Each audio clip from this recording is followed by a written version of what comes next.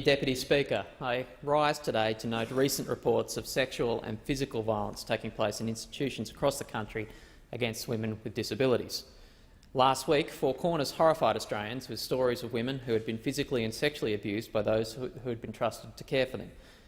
What is most concerning is that these stories do not appear to be unusual.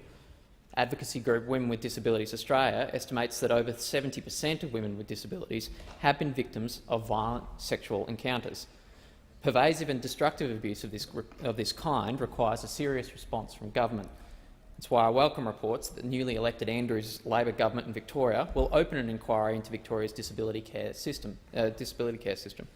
However, all Australians who have suffered abuse of this kind deserve justice.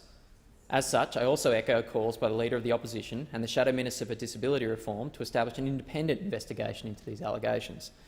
Deputy Speaker, on the International Day of People with Disability, I'd finally like to acknowledge the important voices in my community who fight for the rights of those with disabilities by raising issues of this kind.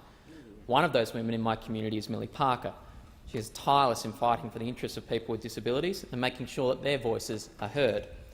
I honour all her good work in the chamber today, and I know that she will continue to be an effective advocate in my community into the future for people with disabilities in all of our communities.